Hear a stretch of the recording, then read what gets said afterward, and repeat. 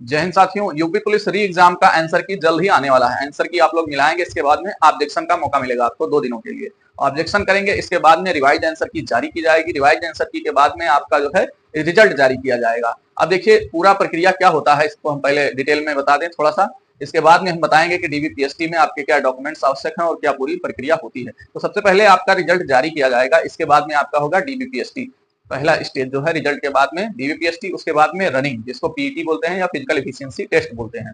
इसके बाद में आपका मेडिकल होगा, मेडिकल होने के बाद में फाइनल मेरिट बनेगी, फिर आपको जो है ट्रेनिंग पे भेजा जाएगा।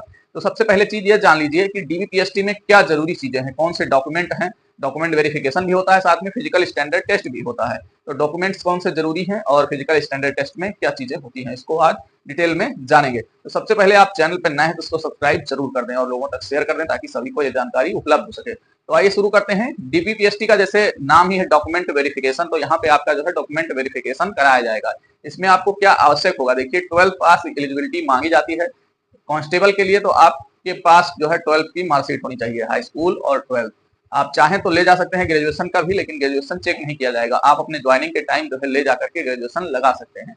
तो आपके पास हाई स्कूल और 12 की मार्कशीट होनी चाहिए। दूसरी चीज ये है कि आधार कार्ड होना चाहिए। आधार कार्ड के साथ में चरित्र प्रमाण पत्र फिलहाल यहाँ पे जरूरत नहीं पड़ती है, लेकिन आप लोग चाहें तो बनवा सकते हैं। एक प्रधान से वेरीफाइड प्रधान का मुहर लग के चरित्र प्रमाण पत्र बन जाता है, उसको बनवा लीजिएगा। और दूसरा लगता है आपका कास्ट सर्टिफिकेट और निवास प्रमाण पत्र बनवा लीजिएगा, डोमिसाइल सर्टिफिकेट और कास्ट सर्टिफिकेट। कास्ट सर्टिफिकेट जो है स्टेट गवर्नमेंट का बना हुआ लग जाएगा, जो बाहर स्टेट के लोग हैं उनका सेंट्रल गवर्नमेंट का लगेगा। तो ये चीजें आवश्यक हैं। साथ में अपने फोटो रख लीजिएगा, रिसेंटली कोई क्लिक करवाई हुई, और ये सारी चीजें डीबीपीएसटी में लगेंगी आपकी, यानी डॉक्यूमेंट वेरिफिकेशन में। यानी हाई स्कूल की मार्कशीट, 12 की मार्कशीट, आधार कार्ड, जात प्रमाण पत्र, निवास प्रमाण पत्र और चरित्र प्रमाण पत्र भी रख लीजिएगा, साथ में फोटो आपकी होनी चाहिए। अब देखिए ये सारी चीजें हो गई डॉक्यूमेंट वेरिफिकेशन के टाइम, इतना चीज लगेगा। उसी टाइम एडवांस आपका जो है पीएसटी होगा, यानी physical standard test. Physical standard test में क्या होता है, देखिए मेल का अलग होता है, फीमेल का अलग होता है। मेल के लिए उनकी हाइट नापी जाती है और उनका चेस्ट नापा जाता है, और फीमेल के लिए उनका हाइट और उनका वेट नापा जाता है। अब कितना हाइट होना चाहिए एक मेल कैंडिडेट के लिए, तो हाइट मेल कैंडिडेट का होना चाहिए 168 सेंटीमीटर जनरल कैटेगरी के लिए। और वहीं SC ST जो आते हैं कैटेगरी, उनके लिए जो है छूट मिलती है और उनकी 160 सेंटीमीटर हाइट होनी चाहिए। पहले चेस्ट ध्यान लीजिए, मेल कैंडिडेट का चेस्ट 79 सेंटीमीटर होना चाहिए, यानी 79 सेंटीमीटर बिना फुलाए हुए, और 5 सेंटीमीटर का फुलाव होना चाहिए। यानी आपको फुलाना है सीना तो 5 सेंटीमीटर फूल जाए, जो ऐसे करके इस तरीके से सांस भर के फुलाया जाता है, तो वो 5 सेंटीमीटर आपका फूलना चाहिए। कोशिश करेंगे तो और ज्यादा फूल जाएगा। महिलाओं के लिए क्या होता है, उनकी हाइट जो है 152 सेंटीमीटर होनी चाहिए, और जो ट्राइब्स होती हैं एसटी कैंडिडेट, उनके लिए 147 सेंटीमीटर होना चाहिए। और उनका वेट जो है 40 केजी से कम नहीं होना चाहिए, 40 केजी से अधिक उनका वेट होना चाहिए। तो ये चीजें आप अगर पूरी करते हैं तो आप डीबीपीएसटी क्वालिफाई कर पाएंगे और आप जो है अगले चरण के लिए शॉर्टलिस्टेड हो जाएंगे, जो कि होगा आपका PET, physical standard test, physical efficiency test, जिसका मतलब रनिंग होगा, जिसमें 4.8 किलोमीटर की रनिंग होगी।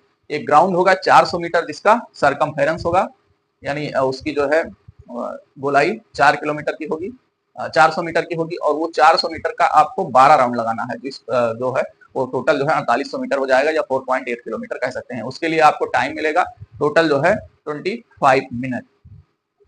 और इसमें एक चीज ये है कि चक्कर गिनने के बाद में टाइम वैसे नहीं देखा जाता है, आपके पैर में चिप लगाई जाती है जो कि एकदम एग्जैक्ट टाइम बताएगी। तो इसके लिए मैंने बताया है कि आप जो है रनिंग का प्रैक्टिस करते रहिए, अन्यथा अगर आप 1 सेकंड भी पीछे हुए तो आपको जो है रनिंग से बाहर हो जाएंगे, अगर 1 सेकंड भी लेट हुआ। तो इसलिए ये जो है काफी हार्ड कह सकते हैं, या कह सकते हैं काफी ज्यादा कठिन हो सकता है उन कैंडिडेट के लिए जो थोड़ा सा रनिंग में वीक है।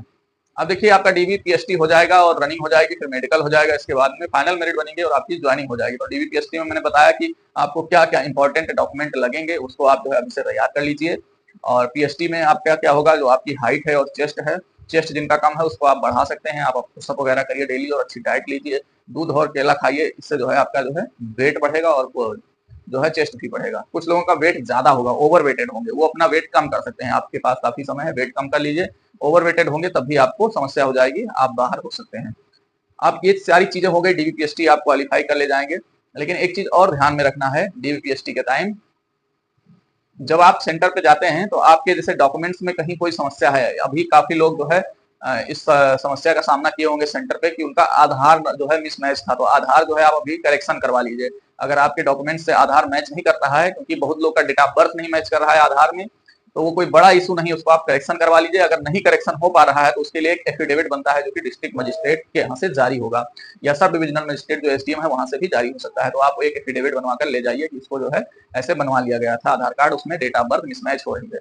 तो डेट ऑफ बर्थ आप जो है करेक्शन करवा लीजिए तो ज्यादा अच्छा है। दूसरी चीज ये क्वेरी रहती है कि हाई स्कूल और इंटर के मार्कशीट में जो है कभी कभी नाम में वेरिएशन हो जाता है, जैसे स्पेलिंग मिस्टेक हो जाती है, या पिताजी का कोई नाम है जैसे राम कुमार नाम है तो हाई स्कूल में राम कुमार एक में ही लिखा है और इंटर में राम कुमार अलग अलग लिखा है, तो उससे कोई दिक्कत नहीं है। जैसे मेन चीज ये है स्पेलिंग से, जैसे जेड के जगह पे जे लिखा है कहीं, ऐसी चीजें जो है मिस्टेक हो जाती हैं, तो उससे कोई समस्या नहीं है। प्रोनाउंसिएशन आपका जो है वही होना चाहिए। पिताजी के नाम में अगर कोई गलती है थोड़ा बहुत ऐसे तो चल जाएगा, लेकिन आपका नाम जो है वो सेम होना चाहिए, जो है स्कूल की मार्कशीट में वही इंटर की मार्कशीट में होना चाहिए, और वही जो है आपके आधार कार्ड में होना चाहिए।